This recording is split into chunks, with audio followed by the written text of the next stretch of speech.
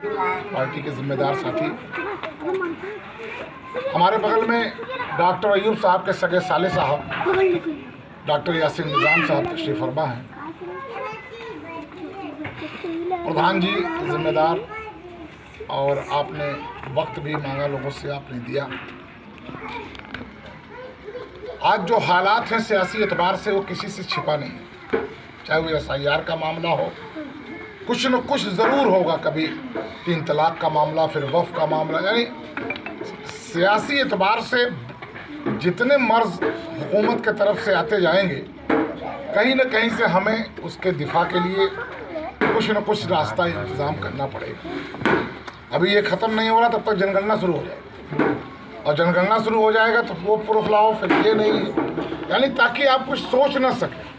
और जब सब करा लेंगे तो CA NRC MPR ये तमाम चीज़ों पर, इसके लिए ये तय किया गया कि भाई वोट लेन देन की बात तो बात की है, सबसे पहले ज़रूरी है कि हम इस मुल्क के नागरिक बन जाए। और उस पर पीस पार्टी ने, डॉक्टर अयूब साहब ने ग्राम सभा स्तर तक, गांव तक हम लोगों ने कैंप लगाने का काम किया था। हमें एक उम्मीद है कि प्रधान जी आपने भी लगाए थे, हम लोग आए थे, आप नहीं थे मामा,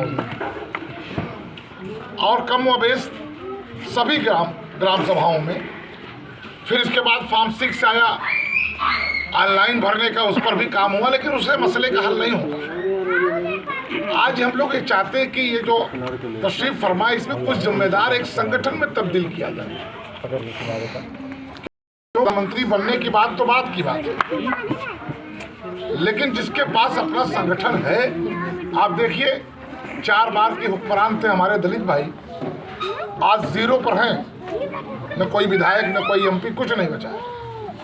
लेकिन सियासी कुव्वत से इतना मजबूत है कि उनके किसी भी मजहबी पेशवा को, बाबा साहब अम्बेडकर चौराहे पर हैं, हाथी किसी को कोई छूने के लिए तैयार नहीं।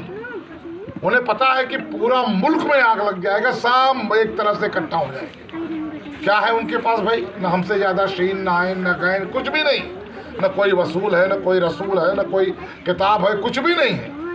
वो बेचारे संघर्ष करके उनकी 4-5 नस्लें, जिसमें ज्योतिबा फूले, पेरियार जी, साहू जी महाराज, बाबा अम्बेडकर, कांसीराम, ये तमाम लोग आंदोलन करके एक मुनज़्ज़म तरीके से एक संगठन लिया।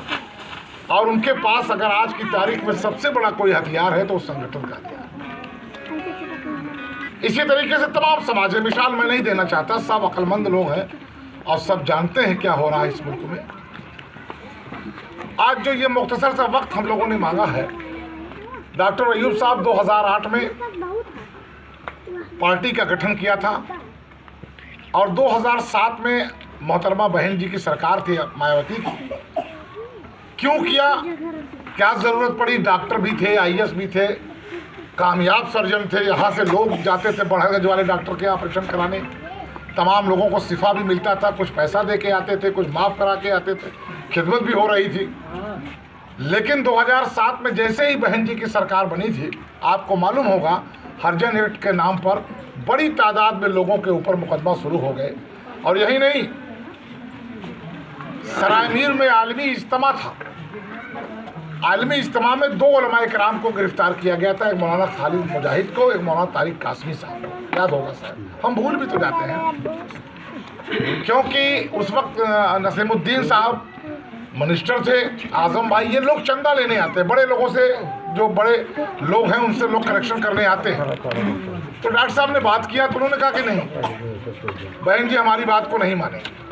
आजम भाई से बात किया कि भाई हम तो सत्ता में है नहीं, लेकिन मानते नहीं।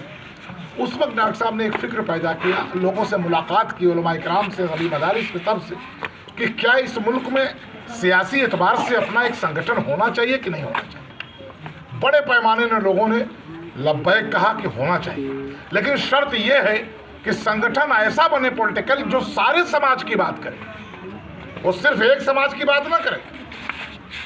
क्योंकि हमारे आबाबो अजदाद ने इसी मुल्क में मोहम्मद बिन कासिम से लेकर बहादुर शाह जफर तक भारत के सरहदों को बढ़ाया था, अखंड भारत, बर्रे सगीर भारत, लेकिन कभी भारत का नाम, हिंदुस्तान का नाम मुस्लिम तान नहीं रखा था। चाहते तो 1 घंटे में बदल देते मुस्लिम, लेकिन नहीं, हमेशा हिंदुस्तान रखा।